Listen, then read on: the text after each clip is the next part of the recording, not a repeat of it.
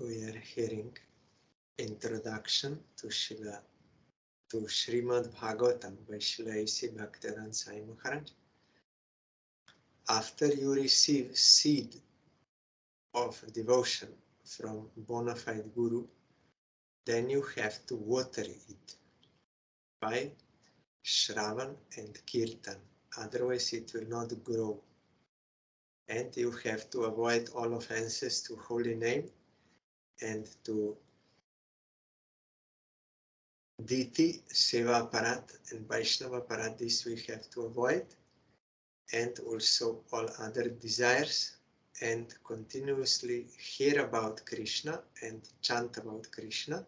Then this creeper will come to Golok Vrindavan and produce fruits of love of Godhead, and then you will get the taste, actual bliss, actual happiness.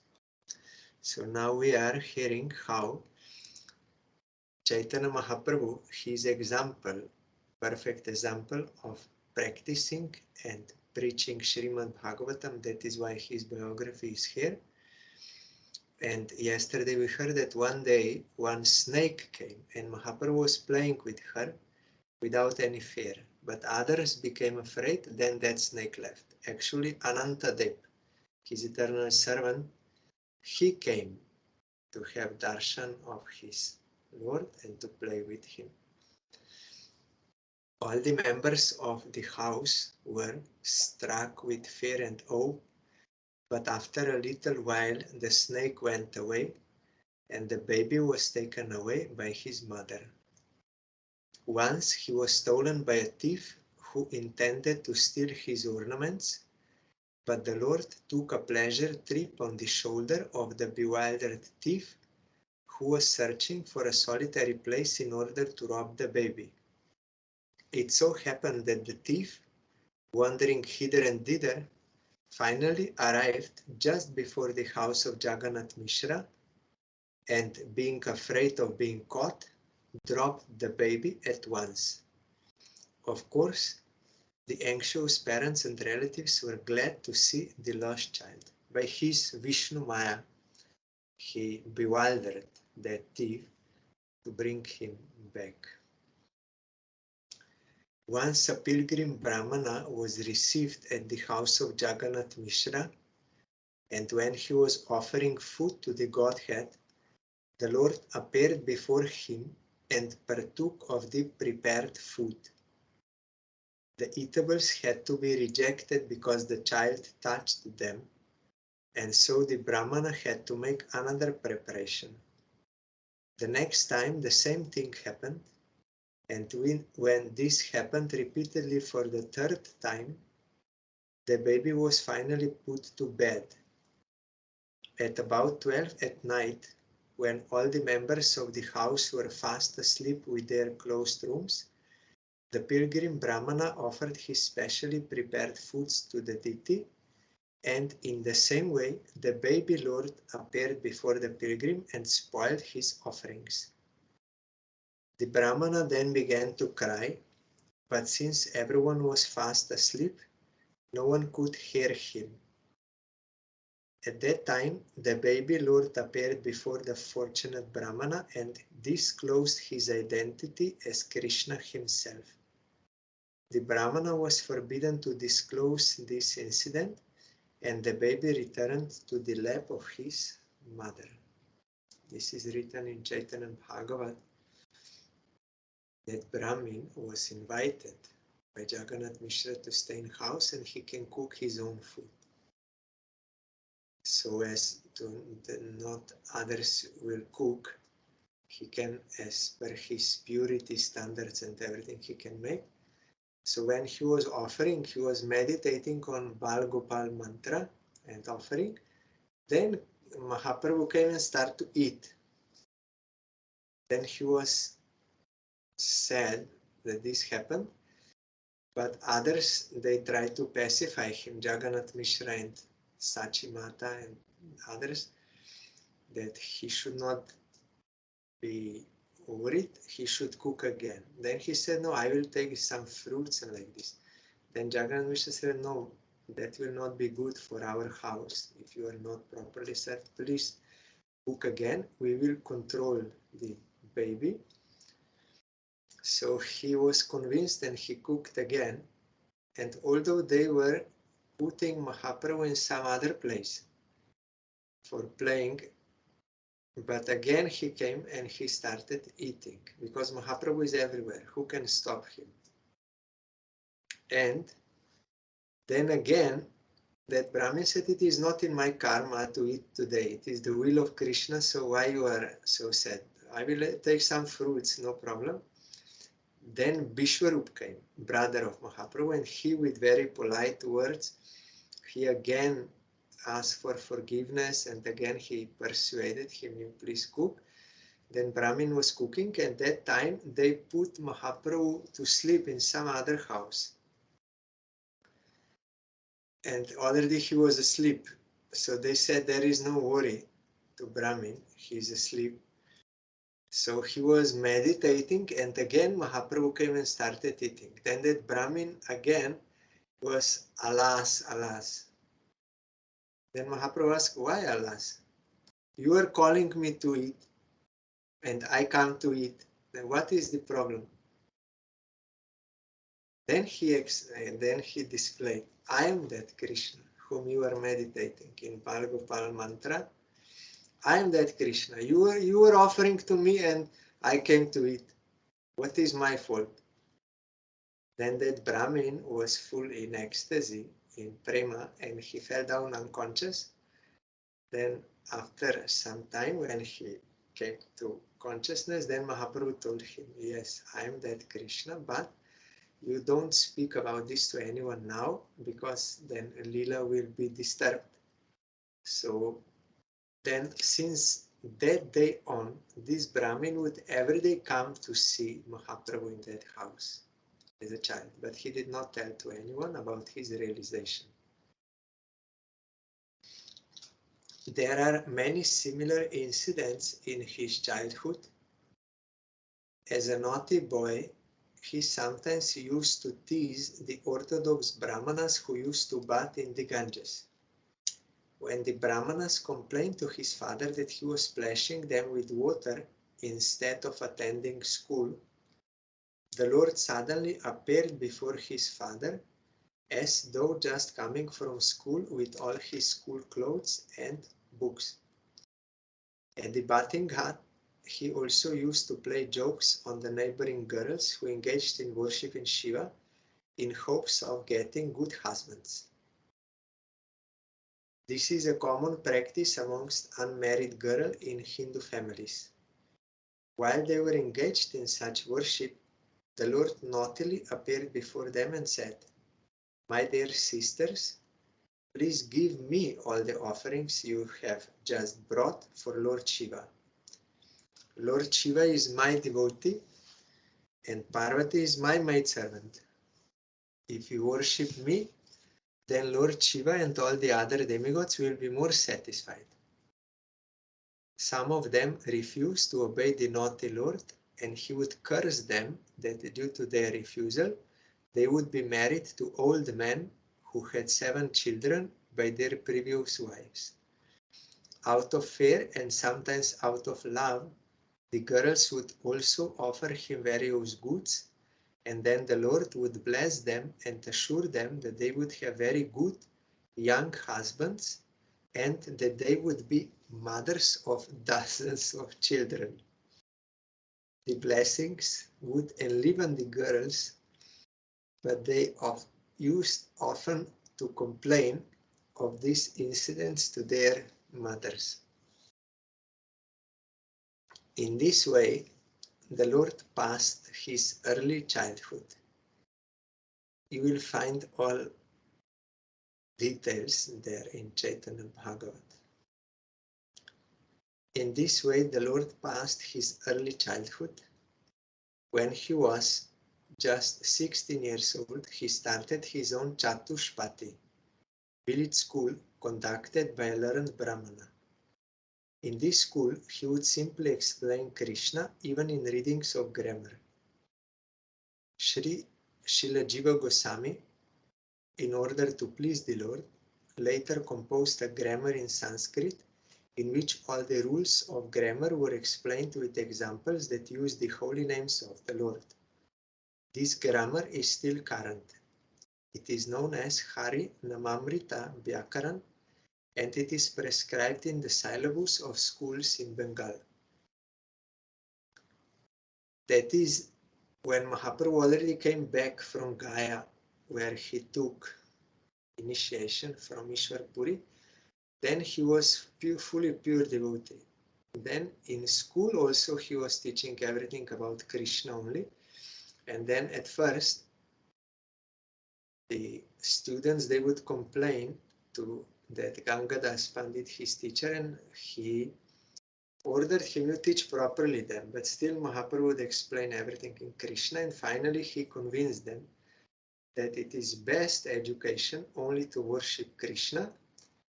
Then the boys accepted, and they said, how we will worship Krishna? Then Mahaprabhu started Kirtan with them. That was congregational chanting, and he would sing that Hariharaya Nama Krishna Jadavaya Nama, and they would clap during Kirtan in school. Then Mahaprabhu stopped teaching because he said this is the conclusion of all education. To come to the point of worshipping Krishna, there is no higher education. During this time, a great Kashmir scholar named Keshava Kashmiri came to Navadip to hold discussions on the Shastras. The Kashmir Pandit was a champion scholar, and he had traveled to all places of learning in India. Finally, he came to Navadip to contest the learned Pandits there. The Pandits of Navadip decided to match Nimai Pandit with the Kashmir Pandit, thinking that if Nimai Pandit were defeated, they would have another chance to debate with the scholar, for Nimai Pandit was only a boy. And if the Kashmir Pandit were defeated, then they would even be more glorified because people would proclaim that the mere boy of Navadip had defeated a champion scholar who was famous throughout India. Actually, they were afraid to debate with him. Some left the city, some were afraid, so they made this plan. It so happened that Nimai Pandit met Keshava Kashmiri while strolling on the banks of the Ganges. The Lord requested him to compose a Sanskrit verse in praise of the Ganges, and the Pandit within a short time composed 100 shlokas, reciting the verses like a storm and showing the strength of his vast learning. Nimai Pandit at once memorized all the shlokas without an error. He quoted the 64th shloka and pointed out certain rhetorical and literary irregularities. He particularly questioned the Pandit's use of the word bhavani bhartu. He pointed out that the use of this word was redundant, means repeating unnecessary, too much words. Bhavani means the wife of Shiva, because he's Bhava. One name of Shiva, Bhava. And Bhavani is Parvati. So Bhavani Bhartu means maintainer of Bhavani.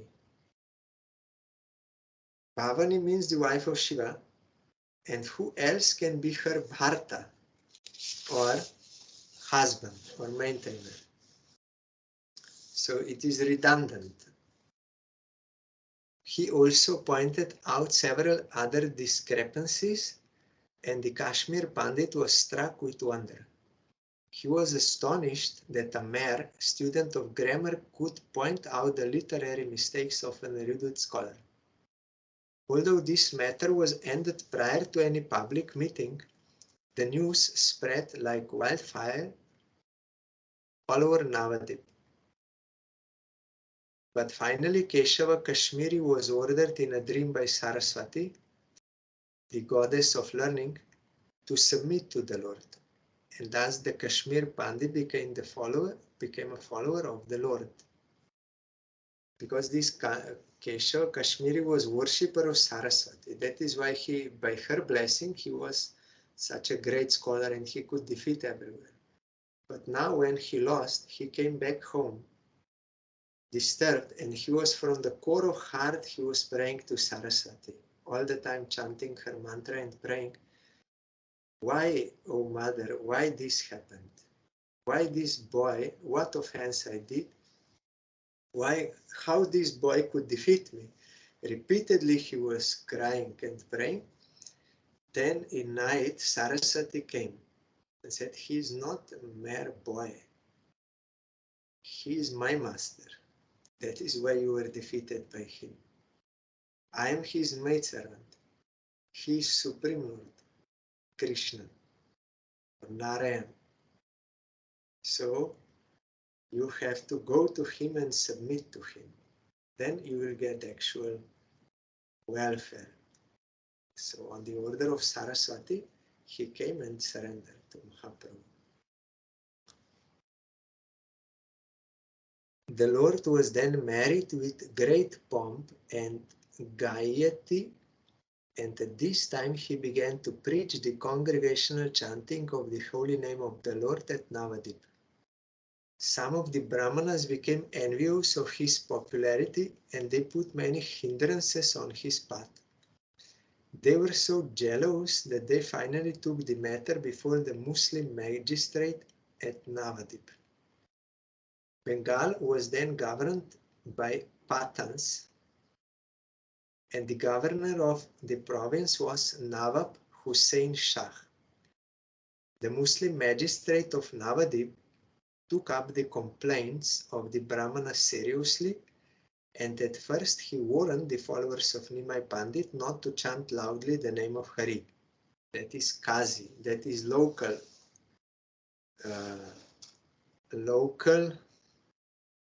magistrate, ruler. So he did this.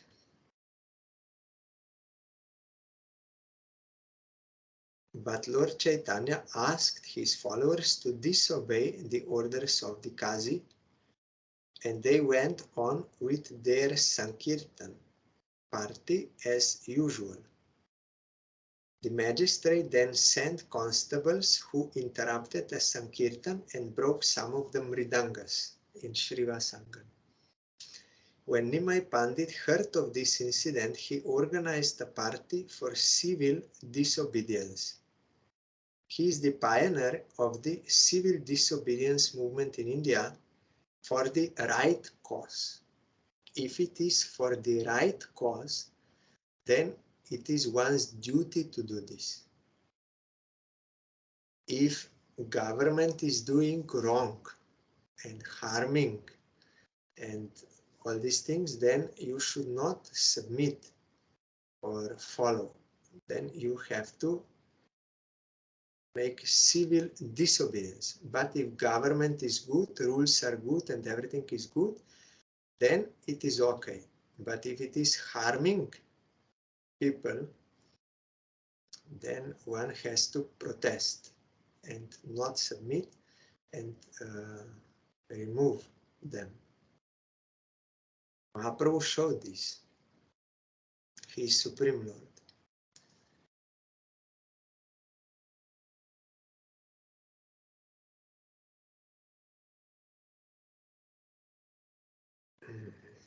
He organized a procession of 100,000 men with thousands of mridangas and karatalas, hand cymbals. And this procession passed over the roads of Navadip in defiance of the Qazi who had issued the order. Finally, the procession reached the house of the Qazi, who went upstairs out of fear of the masses.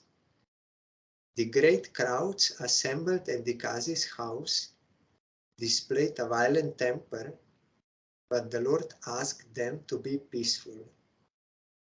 At this time, the Qazi came down and tried to pacify the Lord, by addressing him as nephew. He pointed out that he referred to Nilambar Chakravarti as uncle, that is grandfather of Mahaprabhu, and thus Srimati Sachi Devi, Nimai Pandit's mother, was his cousin sister.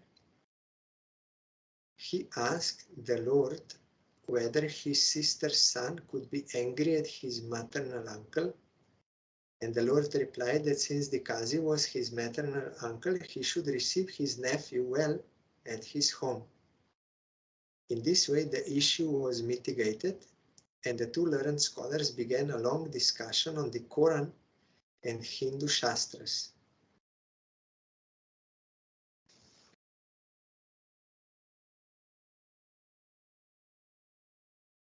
Because in previous Lila, in Krishna Lila, Kazi was Kamsa. He was also uncle of Krishna, brother of Devaki, his mother. In Gaur Lila also Kazi, Kamsa became Kazi. But in Krishna Lila, Krishna killed him and in that way gave mercy to him.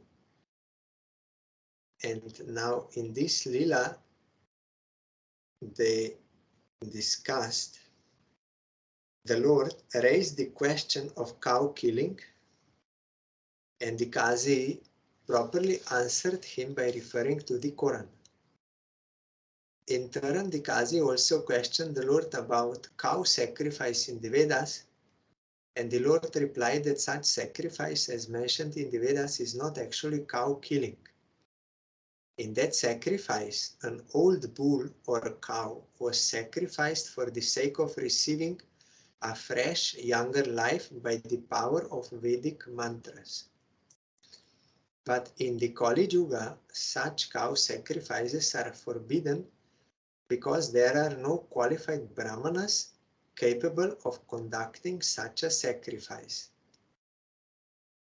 So it is different. Outwardly you may see one is killing, another is killing, but one is killing for his own sense gratification, another is for her welfare, for the welfare of all.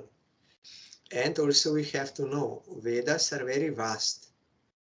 So what to follow, in what age, bona fide guru is necessary to tell you, and also how you should be engaged in the service of Krishna. Everything should be under the guidance of Guru. Otherwise, you will pick up from Vedic something you will wrong. Everything Vedic is good, but it has to be applied properly. If it is misapplied, then it will not be good. That is why Yasya Deve Parabhaktir Yatha Deve Tatha Guru Katite Hi Artha Tasyaite Katita Hi Artha Tasyaite Katita Hi Artha Prakashante Mahatmana. Only one who has devotion to Supreme Lord, which means same devotion to Supreme Lord as well as bona fide Guru, who is not different from Krishna being his dearest servant, to such a person, the meaning of Veda will be revealed. You cannot, without the help of Guru, you cannot just read and apply just how you like.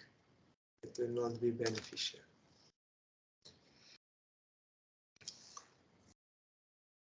In fact, in Kali Yuga, all yagyas are forbidden because they are useless attempts by foolish men. In Satya Yuga, people were so elevated that they could do meditation to concentrate on Supreme Lord. So it was prescribed. But in Treta Yuga, there was degradation So their mind became restless due to becoming attached to sense objects. So meditation was not possible. So the rishis, they prescribed, you have to offer the sense objects in sacrifice to Supreme Lord. In that way you will get concentration on Him. Means all the articles, the sense objects which we try to enjoy, you have to give for the service of Krishna by sacrifice, and they will chant proper mantras, and in that way they can get ultimate goal. But in Dwapar Yuga, again, more degradation came. So not only to sense objects, but to their own senses. They were attached. They had no control over senses. So the rishis prescribed worship of deity, whereby you will engage all your senses in the worship of deity. In this way, you will get concentration of mind to the object of worship, because wherever you give your energy, you will go there.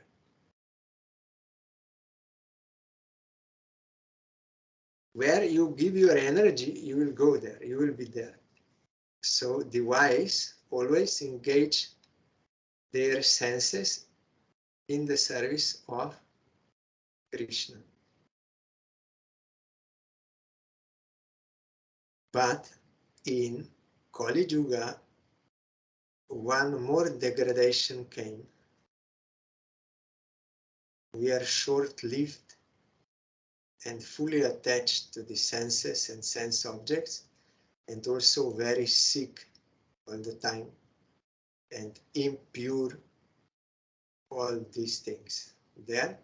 So we are unable to worship deities properly. So rishis, they saw and they prescribed this. In Kali Yuga, only the Sankirtan Yagya is recommended for all practical purposes. Speaking in this way, the Lord finally convinced the Kazi, who became the Lord's follower. The Kazi thenceforth declared that no one should hinder the Sankirtan movement, which was started by the Lord, and the Kazi left this order in his will for the sake of progeny. He gave him all arguments from Shastra and by reasoning, and also he touched him, Mahaprabhu. And you know, Kazi also admitted that on that day he dreamt about some fearful half man, half lion came in his dream, and he sat on his body, could not move, and he said, as you broke my mridanga, like that, now I will break you also. And he started with his nails on my chest. Then I was very much afraid, and I begged for forgiveness. Then that animal, half man, half animal, lion, he said, okay, I am forgiving you now, but if again you will venture to break my mridanga, disturb my kirtan, then I will have to open you. Then he woke up. That was, of course, Nrishinga Bhagavan. He is the remover of the obstacles in bhajan. Chaitanya Mahaprabhu himself came in the form of Nrishinga because he is Nrishinga. Also in Srivas Thakur's house he appeared as Nrishinga. That is why it is especially important for beginners to always remember Nrishinga and to pray for his grace, because he is removing these obstacles within us, these anarthas. These obstacles he is removing by his grace, and also if there are some other relatives or some outside obstructors, like here Kazi and like this, that will also be removed by Nrisingha Bhagavan.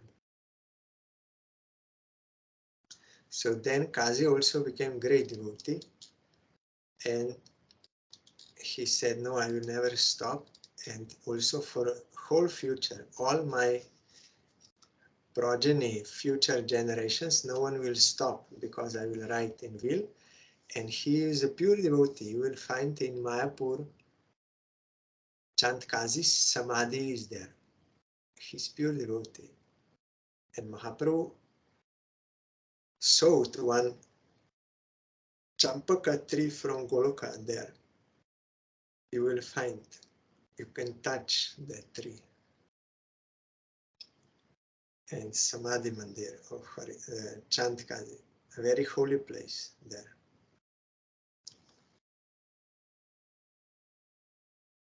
The Kazi's, yes, the Kazi's tomb still exists in the area of Navadip, and Hindu pilgrims go there to show their respects. Muslims also they go. The Kazi's descendants and residents, no, the Kazi's descendants are residents, and they never objected to Sankirtan, even during the Hindu-Muslim riot days. This incident shows clearly that the Lord was not a so-called timid Vaishnava. A Vaishnava is a fearless devotee of the Lord, and for the right cause, he can take any step suitable for the purpose, for right cause. It is not that we will overthrow government for the sake, because I want to be in charge, I want to enjoy, that is not the right cause. Right cause is always we have to be engaged in the service of Krishna and accept what is favorable for Krishna and reject what is unfavorable for devotion to Krishna. For that right cause, we have to take all necessary steps for us and for others also for this. And Krishna will protect, or if he wants to kill us, that is up to him. But it is our duty that we have to practice devotion to him in all respects. If there is something unfavorable for devotion, we have to reject that, not accept.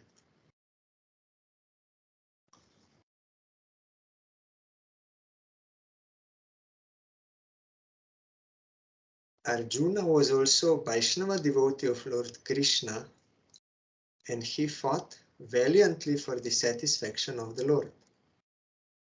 Similarly, Bajrangaji, that is Hanuman, was also a devotee of Lord Ram, and he gave lessons to the non-devotee party of Ravan.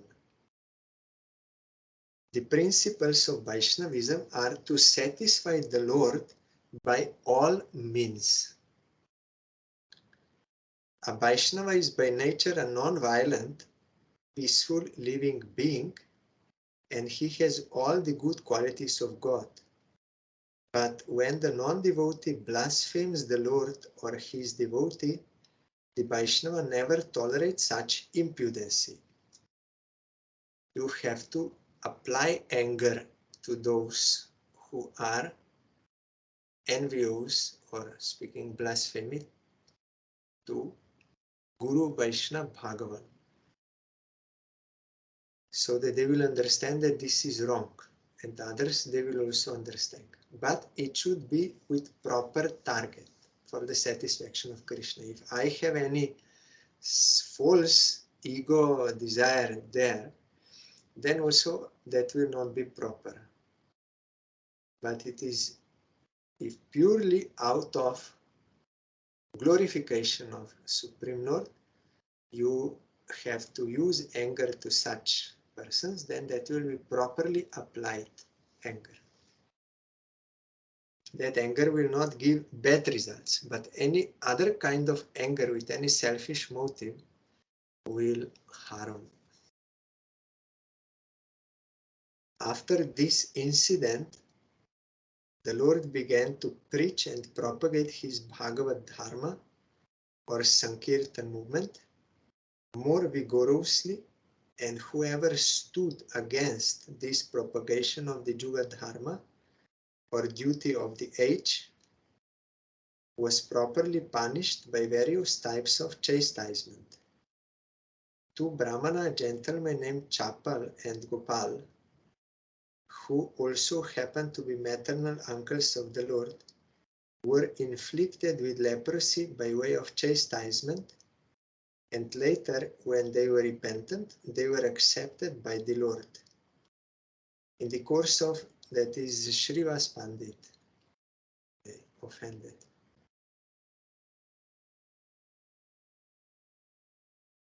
And later, when they repented, they were accepted by the Lord.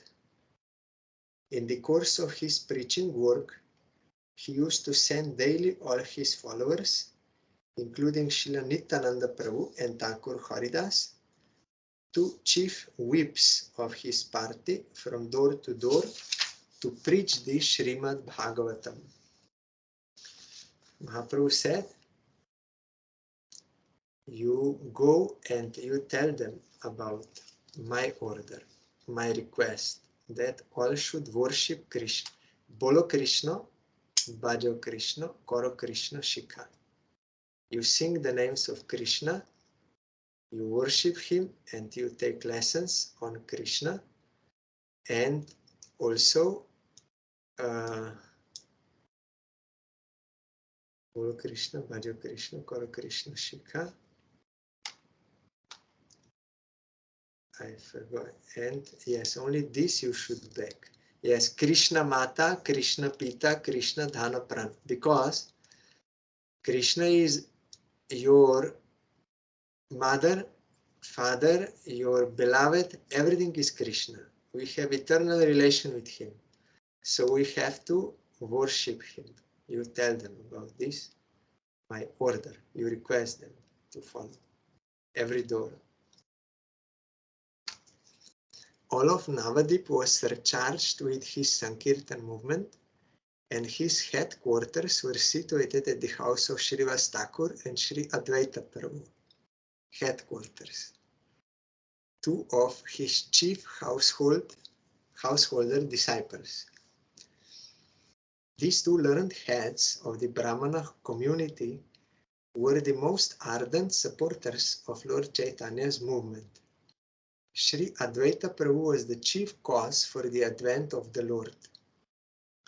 When Advaita Prabhu saw that the total human society was full of materialistic activities and devoid of devotional service, which alone could save mankind from the threefold miseries of material existence, he, out of his causeless compassion for the age-worn human society, prayed fervently for the incarnation of the Lord and continually worshipped the Lord with water of the Ganges and leaves of the holy Tulsi tree.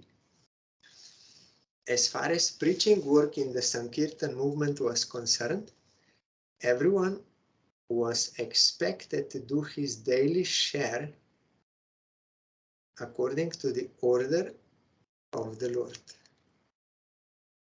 All were engaged in preaching. You will find in Srila Sai Maharaj's mat, everything is very organized. He made for preaching, organized way. Srila Bhakti Sansar Thakur also, but he had more simple.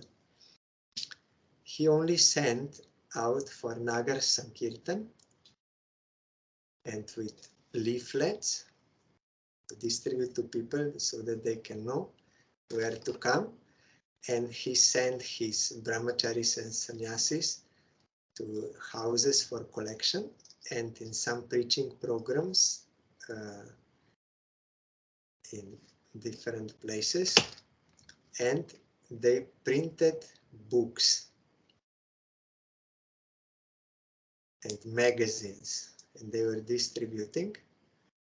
And Sai Maharaj also expanded very much this, and other restaurants also, and so many things, how to bring people to Krishna consciousness. Very merciful.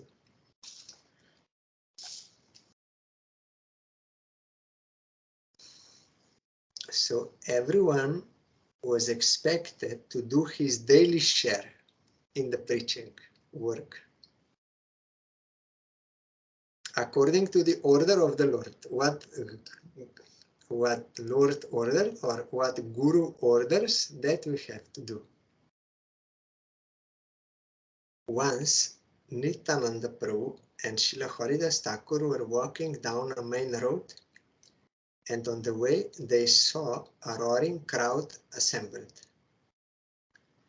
I saw in Srila Sai Maharaj's Dead Sadhan Sanket in 1971 how well he organized everything, how preachers should be properly educated in all Shastra,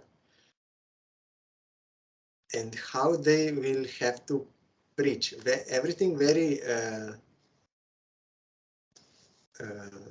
how to say, decide in an organized way he made. You have to read, then you will understand that Sadhana Sanket. I cannot repeat here, but it's very organized.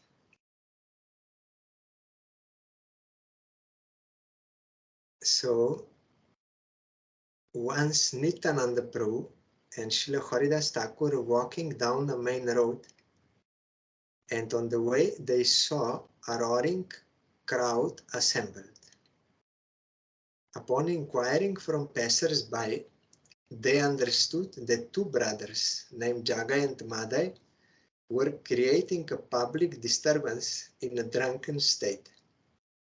They also heard that these two brothers were born in a respectable Brahmana family, but because of low association, they had turned into debauchees of the worst type. They were not only drunkards, but also meat eaters, woman hunters, dacoits, and sinners of all description. So you see here, it is not enough just to be born in Brahmin family. The point is, what are your qualities? What is your inclination? What kind of work?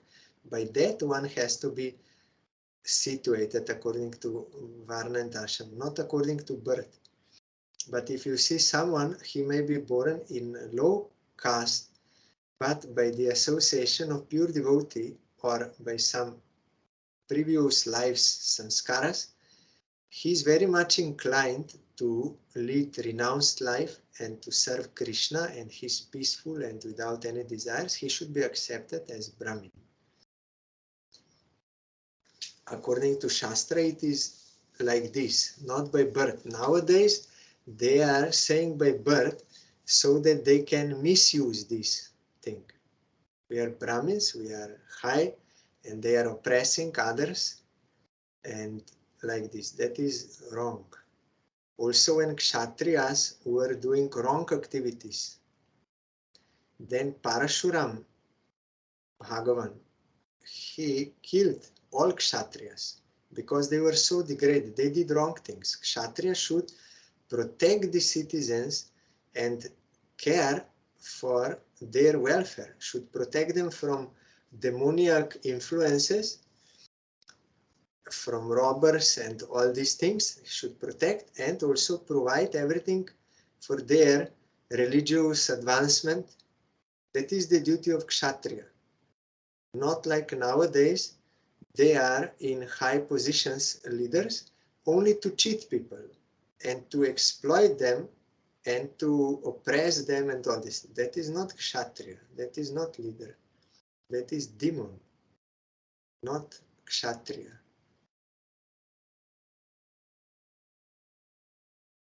So they were all doing all kinds of sins. And they are doing secretly and by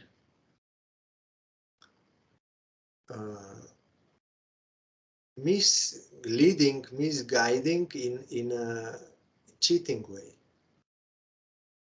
for the sake of their own selfish purpose. There is no question of doing good for the people for their welfare. They're only thinking about their own benefit, how to exploit.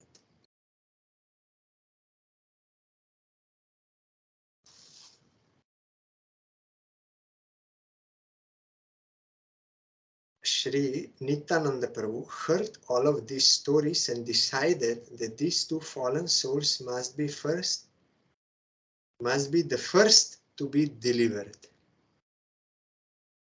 If they were delivered from their sinful life, then the good name of Lord Chaitanya would be even still more glorified. Thinking in this way, Nityananda Prabhu and Haridas pushed their way through the crowd and asked the two brothers to chant the holy name of the Lord. Especially Nityananda Prabhu was very eager. He's very compassionate. He said we have to tell them also about the order of Mahaprabhu. Haridas Thakur saw they are drunk, what they will accept or what they will hear like this, he said. Then Nityananda said, no, Mahaprabhu said we have to go to everyone. Everyone means everyone. So Haridas Thakur immediately understood that Nityananda Prabhu is deciding to rescue them. So it is as done, because he's so compassionate. And he decided, so it is done. Then he said yes.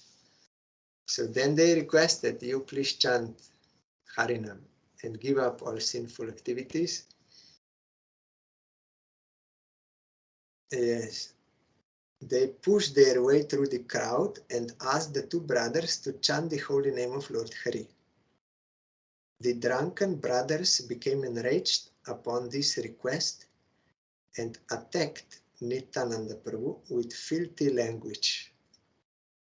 Both brothers chased them a considerable distance. In the evening, the report of the preaching work was submitted to the Lord, and he was glad to learn that Nityananda and Haridas had attempted to deliver such a stupid pair of fellows. The thing is, we first have to chant Harinam, proper Harinam. That is for the satisfaction of Krishna, no any ulterior desires. Then real name can be chanted as service to Krishna. You can chant real name, otherwise it is not real name. So unless you yourself are established in actual chanting holy name, you cannot request others to chant holy name. It will be impossible because you yourself are not chanting properly. So how you will inspire others to chant Harinam? Only outwardly repeating the name, that is not same as chanting the holy name actually. So anyhow let them repeat, and anyhow let me repeat like this. This was not the case of Nityananda and Haridas. They are real devotees, they are chanting real name, and that is why they can also request others to chant real name for the service of Krishna. That is why they said this. Krishna is your mother, father, everything. Relationship should be there, opened with Krishna, should be revealed, and that we have to serve him. Then a real name will be chanted. Otherwise, Nama Parat or Nama Bas sometimes, maybe. But mostly Nama Parat. So that is not the same. That is why Mahaprabhu told to Nityananda and Haridas, to real devotees, they can do the preaching work.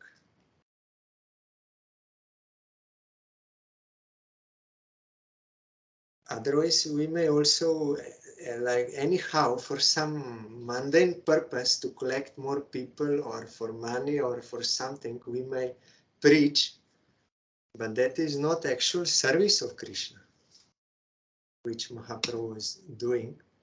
We have to bring the souls to Krishna for his service, not to collect money, followers, or anything in the name of like so-called service or preaching or something.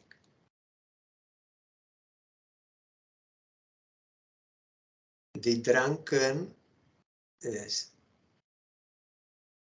The next day, Nityananda Prabhu went to see the brothers, and as soon as he approached them, one of them threw a piece of earthen pot at him. This struck him on the forehead, and immediately blood began to flow. But Nityananda Prabhu was so kind that instead of protesting this heinous act, he said, "It does not matter that you have thrown this stone at me. I still request you to chant the holy name of Lord Hari." Preachers, they are able to tolerate these things also. Because they are real preachers, they are serving Krishna. Like Haridas Thakur also, he accepted many things they can tolerate because they are in the service of Krishna and Krishna is protecting them. One of the brothers, Jagai, was astonished to see this behavior of Nityananda Prabhu, and he at once fell down at his feet and asked him to pardon his sinful brother. When Madan again attempted to hurt Nityananda Prabhu, Jagai stopped him and implored him to fall down at his feet. In the meantime, the news of Nityananda's injury reached the Lord, who at once hurried to the spot in a fiery and angry mood.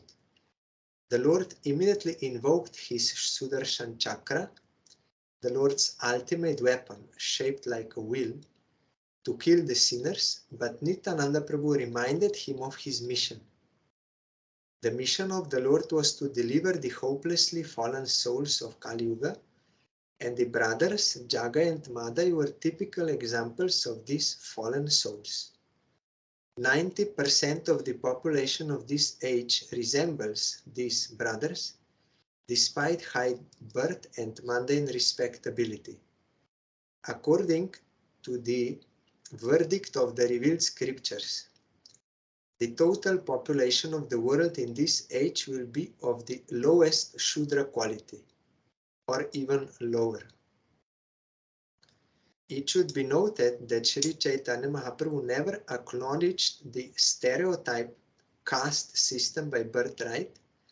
Rather, he strictly followed the verdict of the Shastras in the matter of one's Swarup, or real identity.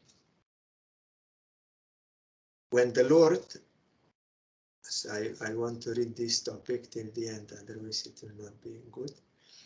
When the Lord was invoking his Sudarshan Chakra and Srila Nityananda Prabhu was imploring him to forgive the two brothers, both the brothers fell down at the lotus feet of the Lord and begged his pardon for their gross behavior. The Lord was also asked by Nityananda Prabhu to accept these repenting souls, and the Lord agreed to accept them on one condition, that they henceforward completely give up all their sinful activities and habits of debauchery.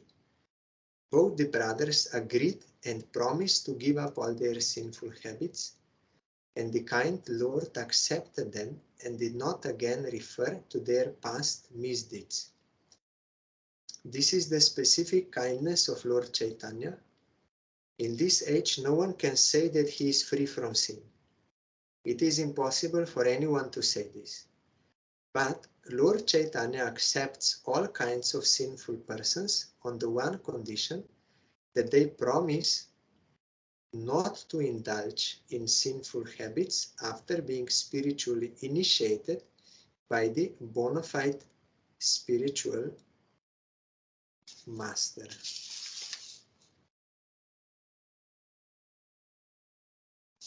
Just one more point is here. There are a number of instructive points to be observed in this incident of the two brothers. In this Kali Yuga, practically all people are of the quality of Jagai and Madan. If they want to be relieved from the reactions of their misdeeds, they must take shelter of Lord Chaitanya Mahaprabhu, and after spiritual initiation, thus refrain from those things which are prohibited in the Shastras. The prohibitory rules are dealt with in the Lord's teachings to Srila Rupa Goswami in Chaitanya Charitamrita. So tomorrow is a holy day. Vaishnavas, we will hear their glories.